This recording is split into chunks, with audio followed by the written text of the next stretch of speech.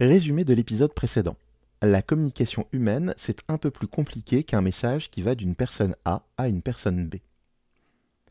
Mais alors, ça veut dire quoi communiquer? C'est vrai, c'est un mot qui paraît simple. A priori, tout le monde communique. C'est aussi pour ça qu'on a tous une idée de ce que ça veut dire. Sauf qu'il ne suffit pas de se dire que c'est simple pour que ce soit simple. La communication humaine, c'est un phénomène tellement large qu'il y a littéralement des dizaines de façons de l'aborder. Selon votre discipline, par exemple. Linguistique, sociologie, anthropologie, sciences de la communication, évidemment, psychologie. Bon, rassurez-vous, je ne vais pas toutes les énumérer aujourd'hui. Mais le but de l'épisode, c'est de vous donner une idée de l'ampleur de la question. Je vais donc évoquer rapidement quelques-unes des grandes approches, quelques-uns des noms pertinents dans l'étude de la communication.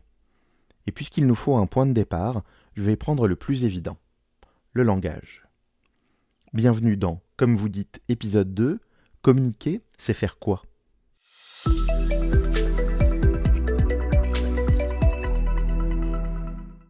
Donc, dans mon premier épisode, je vous ai présenté le modèle de Shannon et Weaver, qui considèrent que l'information transmise, c'est le contenu du message. Selon cette approche, quand je vous parle, ce contenu, l'information, ce sont donc mes mots et mes phrases, mon texte, en quelque sorte. C'est tout?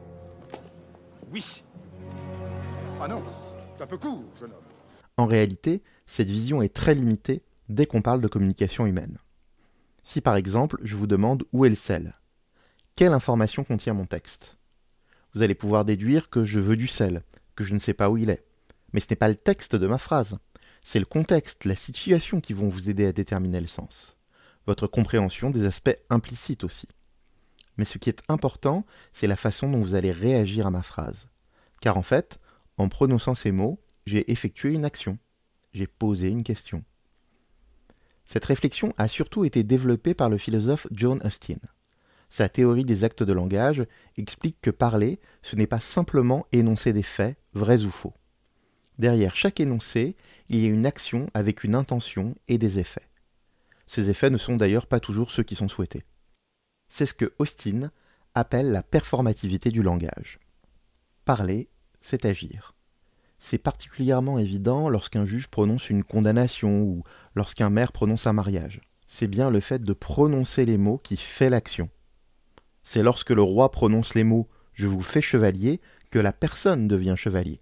In nomine Patri et Filii et Non, bon, allez, c'est bon, allez, que Dieu te fasse chevalier pour ton honneur et celui de ton lignage. Voilà, allez. Emballé, c'est pesé. Sans les mots, il ne se passe rien. Condamner, baptiser, ouvrir une cérémonie, ce sont des paroles qui transforment le monde. Mais Austin s'est aussi aperçu qu'une description, cela pouvait être aussi une façon d'agir. Par exemple, vous vous apprêtez à sortir de chez moi, et je vous dis « il fait froid dehors ». Formellement, je constate le temps. Mais cela peut être un conseil, une façon de vous dire de mettre un manteau plus chaud. Ça peut être une demande aussi. Reste chez moi. Dans ces deux derniers cas, les mots prononcés ne correspondent pas directement à l'action qui est posée. Il y a une dimension implicite. Souvenez-vous lorsque je vous demandais où était le sel tout à l'heure, et vous ne m'avez toujours pas répondu d'ailleurs.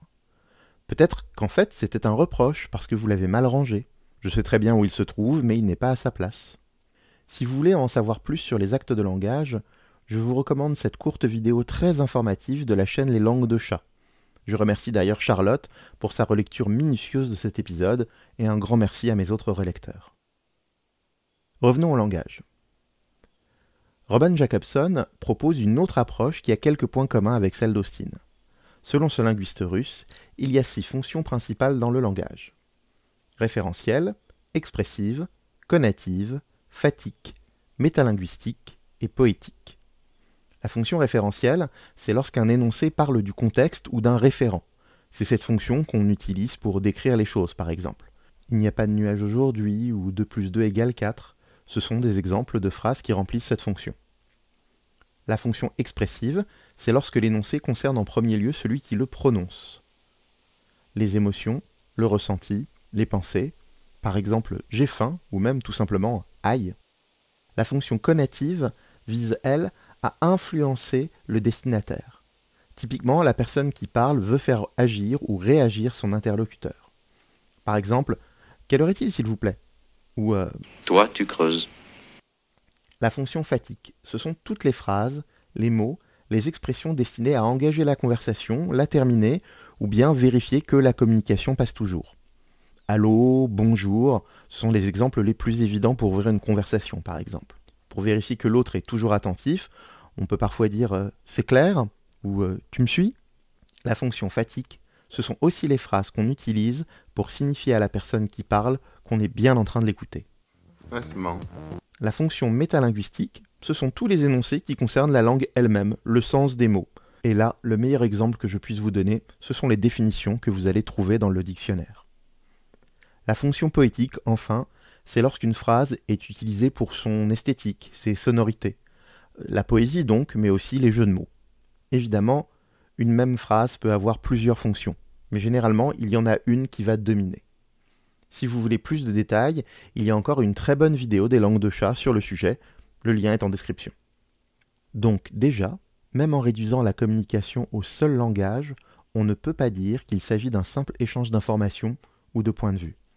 Tenez, imaginons que vous voulez expliquer à quelqu'un la technique de cueillette des olives en Basse-Provence. La situation peut être très différente selon les connaissances de votre interlocuteur. S'il ne connaît rien sur le sujet, il pourrait être intéressé bien sûr, mais il pourrait aussi avoir l'impression que vous essayez de le dominer intellectuellement en montrant votre érudition. S'il est persuadé que les olives ne poussent pas dans les arbres, que ce sont des présents des extraterrestres qui les envoient directement dans les supermarchés, ça va être très compliqué. Vous êtes peut-être en train de remettre en cause profondément son expérience, son identité. Dans ce cas, il est plus probable qu'il se sente attaqué et qu'il réagisse en conséquence.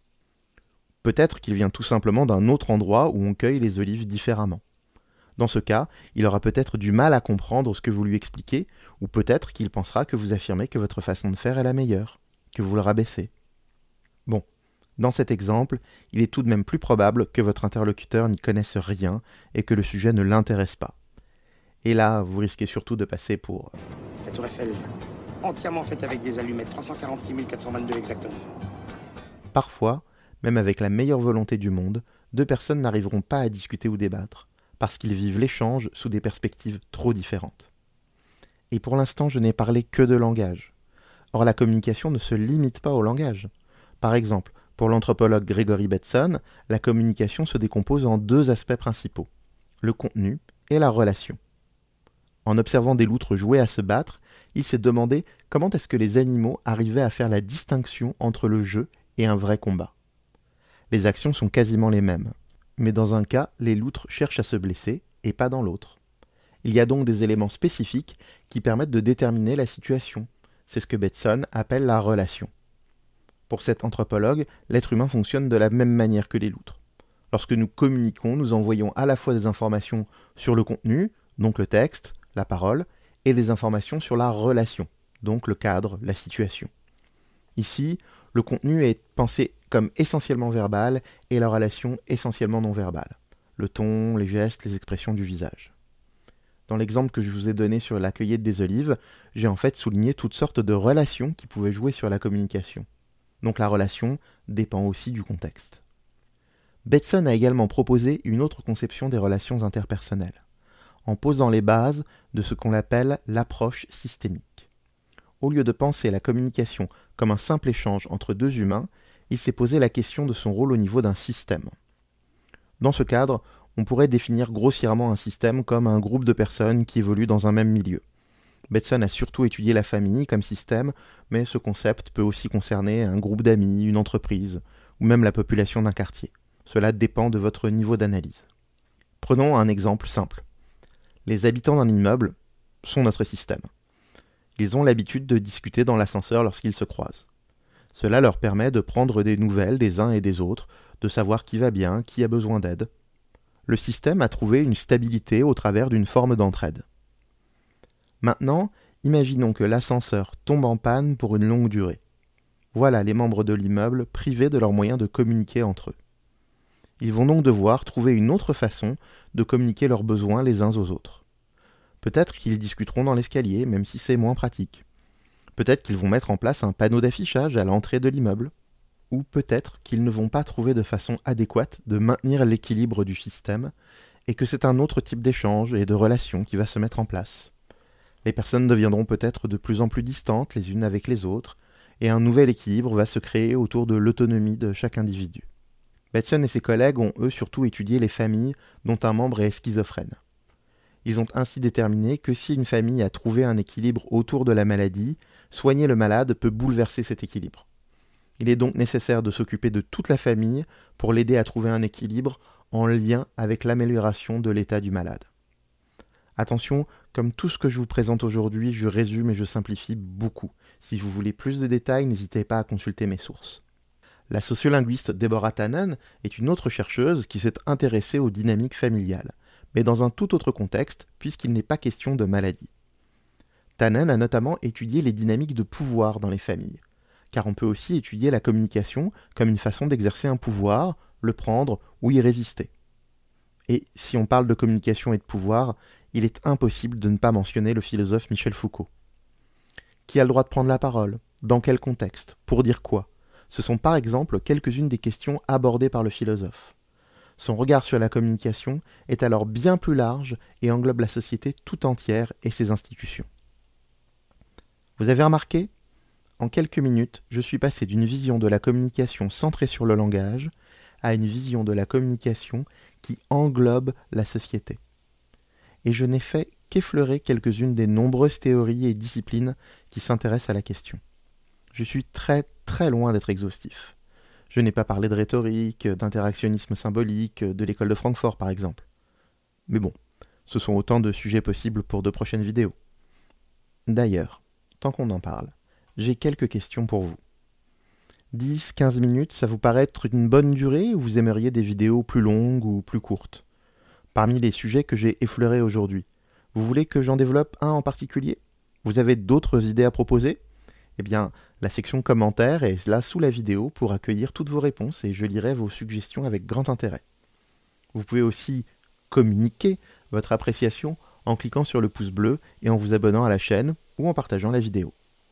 Dans le prochain épisode, je parlerai de rhétorique et d'un concept en particulier, la consubstantialité. Et ce qui est bien avec ce sujet, c'est que je suis sûr de pouvoir trouver des extraits d'actualité pour illustrer mon propos. En attendant, je vous dis à très bientôt.